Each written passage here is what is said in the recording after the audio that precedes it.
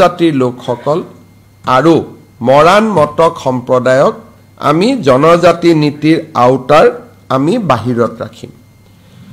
কেবিনেটে আজি চাহ জনগোষ্ঠীৰ লোকসকলক মাটিৰ পট্টা দিয়াৰ বাবে মই মৰিয়নিত যি ঘোষণা কৰিছিলোঁ তাৰ সম্পৰ্কত আজি কেবিনেটত ডিটেইলছ আলোচনা হয়।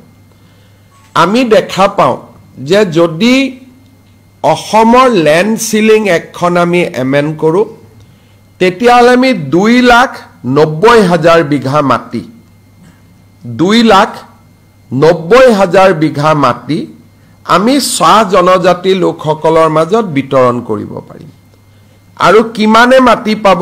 প্ৰায় 4 লাখৰ ওচৰ চাহ জনজাতি পৰিয়ালে এই মাটিখিনি পাবলৈ সক্ষম হ'ব। মাটি হল প্ৰায় 3 লাখ বিঘা, পৰিয়াল হল 4 লাখ। আৰু এই কামটো যদি আমি কৰিব পাৰো তেতিয়াহ'লে 75 বছৰৰ পিছত এটা ডাঙৰ ল্যান্ড নীতিৰ ওপৰত এটা ডাঙৰ পৰিৱৰ্তন আনি আমি এটা সামাজিক লক্ষ্যত উপনীত হ'ব পাৰিম। কেবিনেটে আজি আমাৰ প্ৰস্তাৱক ইন প্ৰিন্সিপল অনুমোদন দিয়ে। 25 তাৰিখে জিলা উপায়ুক্ত আৰু বিধায়কসকলৰ লগত আমি মিটিং কৰিম যে এটা পৰিয়ালক আমি কিমানলৈকে মাটি দিম, তাৰ সীমাবদ্ধতা কি থাকিব। আৰু সমান্তৰালভাৱে অহা 2-3 তাৰিখে আমি চাহ জনগোষ্ঠীৰ সংগঠনসমূহক নিমন্ত্ৰণ কৰিম যাতে তেওঁলোকৰ লগত আলাপ আলোচনা কৰি আমি এই আইনখন 25 নৱেম্বৰত বিধানসভালৈ লৈ যাব পাৰো। তাৰমানে আপোনালোকে ইয়াৰ সোশিয়েল ভ্যালুটো উপলব্ধি কৰিব পাৰিব। গোটেই অসমত চাহ বাগিচাৰ লাইনত মাটি আছে প্ৰায় 2,90,000 বিঘা, পৰিয়াল আছে প্ৰায় 4 লাখ। যদি এই কামটো কৰিব পৰা যায়, য'ত নেকি আজি কেবিনেটে অনুমোদন দিছে, যদি আমি কৰিব পাৰো এটা ডাঙৰ সামাজিক লক্ষ্যত আমি উপনীত হ'ব পাৰিম। আজি আমাৰ কেবিনেটত আৰু এটা গুৰুত্বপূৰ্ণ সিদ্ধান্ত গ্ৰহণ কৰা হয়। 1983 চনত নেলিত এটা নৰসংহাৰ এটা সংগঠিত হৈছিল আৰু তেতিয়া তিৱাৰী কমিশন বুলি ৰাজ্য চৰকাৰে এটা কমিশন গঠন কৰি দিছিলে। কিন্তু আজিলৈকে কমিশনৰ ৰিপৰ্ট বিধানসভাত দিয়া হোৱা নাছিলে। অহা 25 নৱেম্বৰৰ বিধানসভাত তিৱাৰী কমিশনৰ ৰিপৰ্ট 1983 চনৰ নেলি নৰসংহাৰৰ প্ৰেক্ষাপটত গঠন কৰা তিৱাৰী কমিশনৰ ৰিপৰ্ট আমি আনুষ্ঠানিকভাৱে অসম বিধানসভাৰ মজিয়াত ৰাখিবলৈ আমি আজি সিদ্ধান্ত গ্ৰহণ কৰিছো। এনেধৰণে আজি আমাৰ কেবিনেটত এই গুৰুত্বপূৰ্ণ সিদ্ধান্ত কেইটি হয়। আৰু তাৰ উপৰিও কেবিনেটত আজি জুবিন গাৰ্গৰ সমাধিক লৈও বা জুবিন ক্ষেত্ৰক লৈও এটা অনানুষ্ঠানিক আলোচনা হৈছিলে। আমি ডিসি কামৰূপ মহানগৰ আৰু সোণাপুৰৰ স্থানীয় ৰাইজৰ মাজত আলোচনা কৰি এই গোটেই সমাধি ক্ষেত্ৰখনক এটা ব্যৱস্থিত ৰূপলৈ আনিবলৈ আজি আমি ডিসি কামৰূপ মহানগৰক পৰামৰ্শ দিছো। কোনো কাৰণতে এই জুবিন ক্ষেত্ৰত মদ খোৱা মানুহ বা মদ সেৱন কৰাৰ কোনো ব্যৱস্থা যাতে হ'ব নোৱাৰে তাৰ বাবে আমি কঠোৰ পদক্ষেপ ল'বলৈ আজি আমি কামৰূপ জিলা মহানগৰৰ উপায়ুক্তক আমি পৰামৰ্শ দিছো। কিন্তু তাৰ নীতি নিয়ম কি হ'ব, এই ক্ষেত্ৰত সোণাপুৰৰ স্থানীয় ৰাইজ, কামৰূপ জিলাৰ উপায়ুক্ত বা আয়ুক্ত তেখেতসকলে আলোচনা কৰি ইয়াৰ ডিটেইল সিদ্ধান্ত ল'ব। আমি মাত্ৰ অন প্ৰিন্সিপল কৈছো যে জুবিন গাৰ্গক যাতে যিকোনো কাৰণতে মদৰ লগত তেখেতৰ যাতে ইমেজ 100 বছৰ পিছত নতুন প্ৰজন্মৰ মাজত এজন গায়ক হিচাপে আমি ৰাখিব পাৰো, সংগীতজ্ঞ হিচাপে ৰাখিব পাৰো, সাংস্কৃতিক সম্পদ হিচাপে ৰাখিব পাৰো জাতিৰ সম্পদ হিচাপে ৰাখিব পাৰো 100 বছৰ পিছত যাতে কোনো এজন ডেকা লৰাই নতুন প্ৰজন্মই ক'ব নোৱাৰে যে মদৰ লগত জুবিন গাৰ্গৰ সম্পৰ্ক কি আছিল কাৰণ ই খসাও নহয় তেওঁ 24 ঘণ্টা মদ খাই কেতিয়াও থকা নাছিল এইটো এটা ভুল ধাৰণা এটা এছাম লোকে গৈ সোণাপুৰত সৃষ্টি কৰিব খুজিছে তাৰ বিৰুদ্ধে চৰকাৰে কঠোৰ পদক্ষেপ লবলৈ সিদ্ধান্ত গ্ৰহণ কৰিছে কাৰণ আমি জুবিনক শিল্পী হিচাপে জীয়াই ৰাখিব খুজো সাংস্কৃতিক সম্পদ হিচাপে জীয়াই ৰাখিব খুজো জ্যোতি বিষ্ণু ভূপেন হাজৰিকাক অসমৰ ৰাইজে যেনেকে জীয়াই ৰাখিছে তেনেকে আমি জুবিন গাৰ্গক জীয়াই ৰাখিব খুজো যাতে জ্যোতি প্ৰসাদক যেনেকে আজিও মানুহে মনত ৰাখে বিষ্ণু প্ৰসাদ ৰাভাক যেনেকৈ মনত ৰাখে বিষ্ণু প্ৰসাদ ৰাভাই কেতিয়াবা মদ খাইছিল নাই খোৱা তাক মানুহে আলোচনা নকৰে ভূপেন হাজৰিকাই মদ খাইছিল নাই খোৱা তাক কেতিয়াও মানুহে আলোচনা নকৰে তেওঁলোকৰ পৰিচয় হৈছে অসমৰ সাংস্কৃতিক জীৱনলৈ দি যোৱা বিশাল অৱদান আমি জুবিন গাৰ্গকো তেনেকুৱা এজন নমস্য ব্যক্তিৰ শাৰীলৈ লৈ যোৱাটো প্ৰতিজন অসমীয়াৰ দায়িত্ব এছাম লোকে যি এক উদ্ভণ্ডালী পৰিৱেশ সৃষ্টি কৰিছে তাৰ বিৰুদ্ধে চৰকাৰে ডিসি কামৰূপ আৰু গুৱাহাটীৰ পুলিচ আয়ুক্তক কঠোৰ হ'বলৈ নিৰ্দেশ দিছে কেবিনেটত মোটামুটি আজি লোৱা সিদ্ধান্ত এইকেইটা Sir, can you please repeat the cabinet meeting in English? It will be difficult. You have to translate yourself because it will be. Very important of the child policy. So we are relaxing 2 child norms. So far as tribal people are concerned, tea garden people are concerned, Moran and Motok community are concerned because they are micro community. If we restrict on their population, so they may cease to exist after 50 years. So we have taken opinion from various social scientists and we have come to the conclusion that our strict population control policy need to be relaxed so far as these 4 communities are concerned.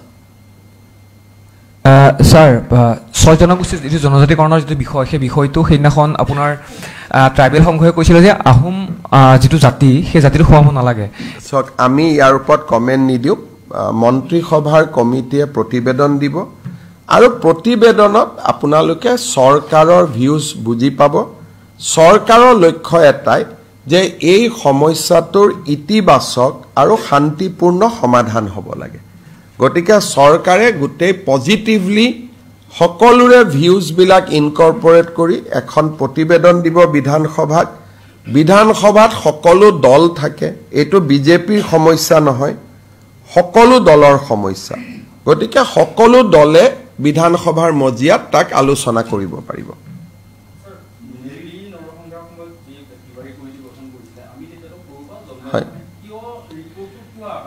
তাত দুটা কথা আছে এই ৰিপৰ্টটোৰ যিকেটা copy Assam চৰকাৰৰ লগত উপলব্ধ আছিল তাত তিৱাৰী সহিটো নাছিল সেই কাৰণে ৰিপৰ্টটো হসানে মিছা তাক সকলো চৰকাৰে ব্যাক ষ্টেজত আছিল যে আমি ৰিপৰ্টটো দি দিম কি জানি মানুহে কয় নহয় আমি এই ৰিপৰ্টটো লিখা সেই সময়ৰ যিসকল ক্লাৰ্ক আছিল তাৰ সচিব আছিল আমি অফিচাৰ পঠিয়াই বিভিন্ন জনৰ লগত ইন্টাৰভিউ ললো পিছত আমি ফৰেনসিক টেষ্ট কৰিলো কৰি আমি গম পালো যে ৰিপৰ্টটো আসলতে হসা ৰিপৰ্ট সেই কাৰণে চৰকাৰসমূহে এই ক্ষেত্ৰত এটা সাহসী পদক্ষেপ লবলৈ ভয় কৰি আছিল আমি দেখিছো যে নহয় কোনোবা এখন নহয় কোনোবা চৰকাৰে এখন সদনত ৰখাটো উচিত গতিকে তাত যি নহক কিয় আমি এটা সিদ্ধান্ত লৈছো যে নেলিৰ প্ৰতিবেদনখন আমি বিধানসভাৰ মজিয়াত আমি উপস্থাপন কৰিম যেহেতু ই অসমৰ ইতিহাসৰ এটা অংগ আৰু বহুত পিছত সাইন্টিষ্ট সকলে ইয়াক বেলেগ বেলেগ ধৰণে হিষ্টৰিয়ান সোশ্যাল সাইন্টিষ্ট তেওঁলোকে বেলেগ বেলেগ ধৰণে ইয়াক উপস্থাপন কৰিছে এটলিষ্ট ৰিপৰ্টটো সন্মুখত থাকিলে মানুহে প্ৰকৃত তথ্যটো পাব পাৰিব সেই সময়ত কি হৈছিল আৰু 83 চনৰ ৰিপৰ্ট এটা 85 চনত চৰকাৰক দিছিলে সেই সময়ৰ পৰিবেশটো সম্পৰ্কে আমি উঠি অহা প্ৰজন্মকো আমি জনাব পাৰিম হয় স্যাৰ 10 নৱেম্বৰ যেহেতু আপোনাৰ গুৱাহাটীত লগতে সমগ্ৰ অসমত এক গণসমাবেশ হ'ব বুলি কৈছে ট্ৰাইবেল সংঘৰ ফালৰ পৰা যে আপোনাৰ আপুনি এই ইস্যুটোত কিয় লাগি আছে যেতিয়া মই নিজে কৈছো যে ইতিবাচক আৰু পজিটিভলি সকলোৰে আকাংক্ষাক সন্মান জনাই আমি বিধানসভাত এটা ৰিপৰ্ট দিম এতিয়া যদি বিধানসভাৰ ৰিপৰ্টটো দিয়াৰ পৰিৱৰ্তে মই যদি আপোনাক এই ৰিপৰ্টটো কওঁ কালি মোৰ ওপৰত যদি কোনোবাই প্ৰিভিলেজ মোচন আনে মই কি উত্তৰ দিম হয় গতিকে আমাৰ এটা লাইনৰ উত্তৰ যে 25 নৱেম্বৰত ৰণোজ পেগু তাৰ অধ্যক্ষ সকলো জাতি জনগোষ্ঠীৰ আশা আকাংক্ষাক সন্মান জনায় হয় 6 জনগোষ্ঠী হওক জনজাতীয় লোকসকল আমি এখন প্ৰতিবেদন দাখিল কৰিম আৰু প্ৰতিবেদনখন পঢ়িলে আপোনালোকে বহুত কথা বুজি পাব আৰু গোটেই ব্যৱস্থাটো আপোনালোকে বুজি পাব আৰু 6 জনগোষ্ঠী বা জনজাতীয় লোকসকলেও কথাখিনি বুজি পাব CM sir, yesterday you said that you will bring a bill on love jihad to end love jihad. Today we have not discussed, but yes, we are in process of bringing the bill. But today in cabinet we have not discussed both the bill because 25th November it will come. There will be 4 or 5 cabinet in between, and definitely all this commitment which we have made to the people of Assam will be realized. Sir, do you think that demographic change is a factor? Today I am just briefing the cabinet decision, and in this cabinet we have not discussed those 2 bills.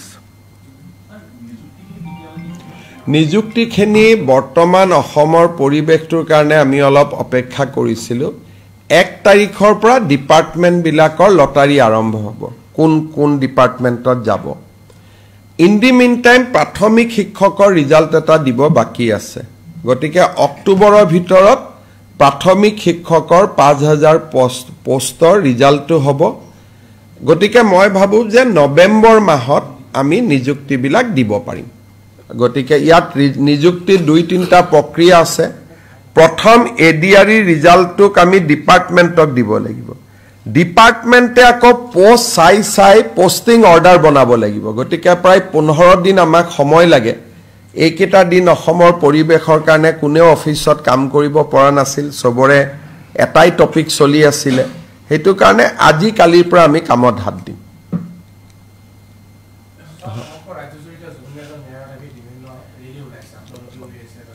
ন্যায়টো দিবই লাগিব ভাল কথা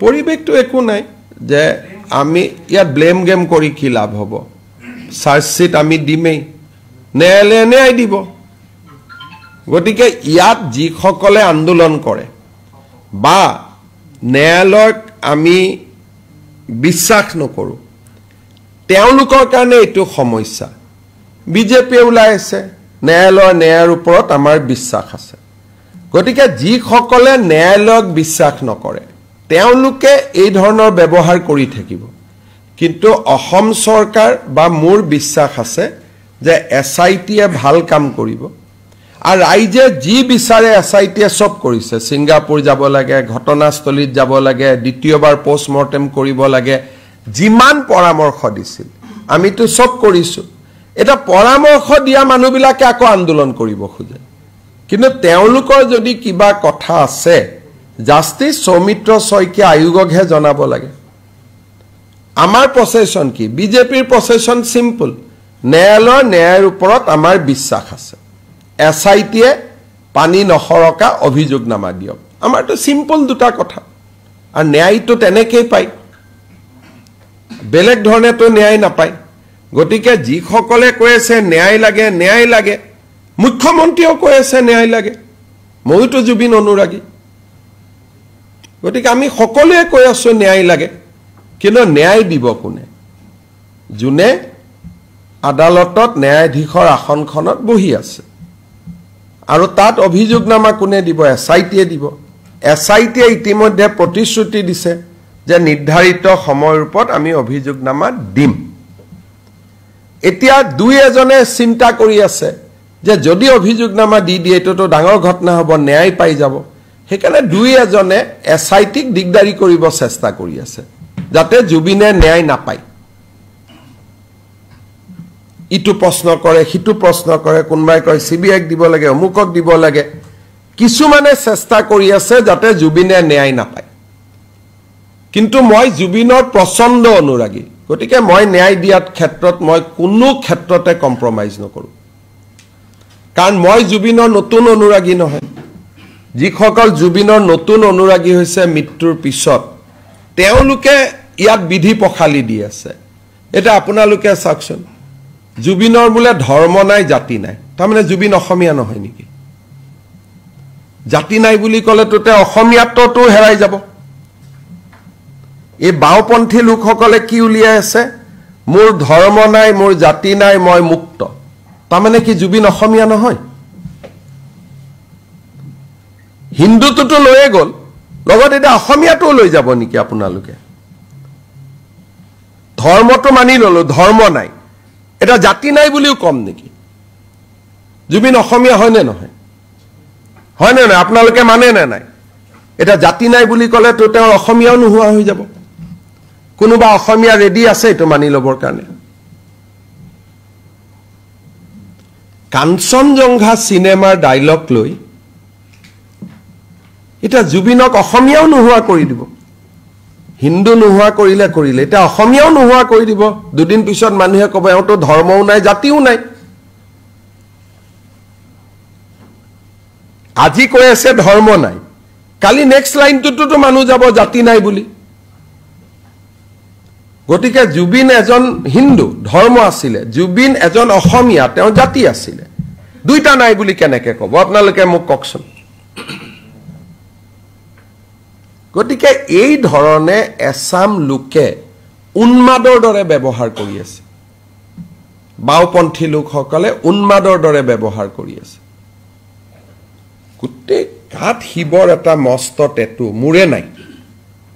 মোতকৈতো জুবিন বেছি ডাঙৰ শিৱ ভক্ত, মোৰতো গাত একোৱে নাই। জুবিনে ইমান ডাঙৰ শিৱৰ ফটো ৰাখি থৈ দিছে, কয় ধৰ্ম নাই। জুবিনে অসমীয়া অসমীয়া বুলি চিঞৰি থাকিলে কয় জাতি নাই। কেনেকে হ'ব মোক কওকচোন? সেইকাৰণে 30 দিন মই মতা নাছিলোঁ। এতিয়া প্ৰত্যেকটো কথাৰ আমি জবাব দিম। আৰু মানুহেও গম পালে, ফিল্ডত বিজেপিৰ মানুহ, নলবাৰী মঙলদৈ প্ৰমাণ কৰি দিলে যে জুবিনৰ অনুৰাগী বুলি ক'লে হাজাৰ হাজাৰ অকল বিজেপিয়ে আছে, ওলাব পাৰে বিজেপিয়ে, বাকী নাই বুলি মই কোৱা নাই। কিন্তু আমি যে বিজেপি ক'তো ৰখাই দিব আমাক নোৱাৰে, এইটোতো আমি ৰাজপথত প্ৰমাণ কৰি দিলোঁ যে বাওঁপন্থীৰ ওচৰত আমি নতি স্বীকাৰ নকৰোঁ। আৰু এইবিলাক ভাল মানুহে কৰি থকা নাই, চব বাওঁপন্থীবিলাকে। স্যাৰ কোন কোন আপুনি যিখিনি বাওঁপন্থী মইতো স্পষ্টই মই কৈ থাকোঁ। এজনে এতিয়া আপোনালোকক স্পষ্ট ক'লে এতিয়া দুখ পাব। দেৱালীত বম ফুটোতে কষ্ট পালে, কালি প্ৰেছ ক্লাবত চবেই ধৰি বম ফুটাই দিলে। এতিয়া আপোনালোকক ডাইৰেক্ট ক'লে আপোনালোকে বেয়া পাই যে দাদা CM মাতি আনি আমাকে বেয়াকৈ কয়, হয় নহয়? দেৱালীত বম ফুটাওঁতে এজন এডিটৰে TV ষ্টুডিঅ'ত বহি ইমান তালাফাল কৰিলে, তাৰ খঙতে পিছদিনা চবেই বুজাই দিলে ই অসমৰ অভিভাৱক কেনেকে। কালি সেইখন পেপাৰৰে যেতিয়া মানুহ ইলেকশ্যনত জিকিলে, তেওঁৱে বজাই দিলে বম। তাৰমানে আপোনালোকে নিজে চিন্তা কৰক যে জুবিনক লৈ কেনেকুৱা ধৰণৰ এটা সস্তীয়া পৰিৱেশ এটা অসমত নিৰ্মাণ কৰা হৈছে। প্ৰথম দিনাখন হুলস্থুল, কিয় বম ফুটালে? ভাল কথা, ফুটাব নালাগে। মইতো কৈছিলোঁ অকল বৰপেটা, মইতো বাকী একো কোৱাও নাছিলোঁ। ফুটালে, কালি গৈ প্ৰেছ ক্লাবৰ ইলেকশ্যনত তেওঁলোকৰ মানুহ জিকিলে বোলে, দিলে বম ফুট। এতিয়া সেইটো কথা ক'লে ক'ব যে মুখ্যমন্ত্ৰীটো সাংবাদিক বিৰোধী, হয় নহয়? এতিয়া মইতো মোৰো দোষ এটা মুখেদি ওলাই যায়, সঁচা কথাবিলাক কি ক'ম মই। আৰু খবৰবিলাকো মোৰ তাতে আহি যায়। বম ফুটোতেই মোলৈকে খবৰ পঠাই দিছে ফটোৰ সৈতে যে প্ৰেছ ক্লাবত বম ফুটি আছে। তাৰমানে অসমৰ মানুহক মানসিক চবে খালি হিন্দুৰ উৎসৱ কেইটাকে টাৰ্গেট কৰে। আপোনালোকে চাব এইবোৰ মানুহে এদিনো বেলেগ উৎসৱৰ কথা নকব অকল আমাৰ উৎসৱ কেইটাৰ পিছতে লাগে হেতুৱে মোৰ দুখ লাগে আমাৰ মানুহে কিমান সন্মান দিছে দুৰ্গা পূজাৰ প্ৰত্যেকটো পূজা মণ্ডপত জুবিন গাৰ্গৰ ফটো কালী পূজা প্ৰত্যেকটো পূজা মণ্ডপৰ সন্মুখত জুবিন গাৰ্গৰ ফটো আমিয়ে জুবিনক সন্মান কৰি আছো আকৌ আমাকে দবাই থাকে এটো কেনেকৈ হ'ব পাৰে বোলে ধৰ্ম নাই জাতি নাই হাৰি ই অসমীয়াও নাই তাৰমানে ই অসমীয়াও নহয় হিন্দুও নহয় হ'ব পাৰে নেকি কওকচোন এখন সিনেমাৰ হেটো কাঞ্চনজংঘাৰ বিষয়ে কৈছে কাঞ্চনজংঘাৰ ধৰ্ম নাই এটো এটা শৃংগ হয় কাঞ্চনজংঘা জাতি নাই তেওঁ মুক্ত আকাশত আছে গতিকে মই মুক্ত কাঞ্চনজংঘাটোক গৈ পেলাই জুবিন গাৰ্গ বনাই দিলে এটো কাঞ্চনজংঘাৰহে কথা কৈছে গতিকে এই কথাবিলাক আমি ইমান দিন কোৱা নাছিলো এটা লাহে লাহে ক'ব লাগিব নহলে সমাজখন বেলেগ লাইনত গুছি যাব নহয় দুখ লাগে নহয় জুবিনৰ সমাধিত গৈ এনেকৈ হাফৰত মদ ঢালি দিছে সাধা দিছে এই ফুল দিব লাগে গৈ পেলাই তানে 50 বছৰ পিছতো তাত যদি পৰম্পৰা হৈ যায় এটো যে সমাধিত এইটো সমাধিত আহিলে সাধাই দিব লাগে এইটো সমাধিত আহিলে মদে দিব লাগে তেতিয়া মানুহেতো বিষ্ণু প্ৰসাদ জ্যোতি প্ৰসাদ ভূপেন হাজৰিকাৰ লগত কম্পাৰিজন কৰিব নহয় যে হেতু সমাধিত সাধা দিব নালাগে ইয়াত সাধা দিব লাগে তাতে মদ দিব নালাগে ইয়াতে মদ দিব লাগে কিন্তু আমাৰ ভিতৰত ক'ব পাৰো অলপ সলপ মদটো কেতিয়াবা ভূপেন দাইও খাইছিল কিন্তু হেতুটো তেওঁৰ পৰিচয় নহয় পৰিচয় হৈছে তেওঁৰ সংগীত পৰিচয় হৈছে তেওঁৰ শিল্প পৰিচয় হৈছে তেওঁৰ বহল মনটো আমি তাকহে সেলিব্ৰেট কৰিব লাগে বাচ্চাক মাকে লৈ গৈছে কি শিকাব লাগে যে এটো আমাৰ জুবিনদা ইয়াতে ফুল দিব লাগে মা পদক্ষিণ কৰি সেৱা কৰিব লাগে তাকে নকৰি আমি কি শিকাই আছো গতিকে এই যেটো এটা উদ্ভণ্ডালি হৈ আছে তাৰ পৰাটো পৰিবেশটো আমি বচাব লাগিব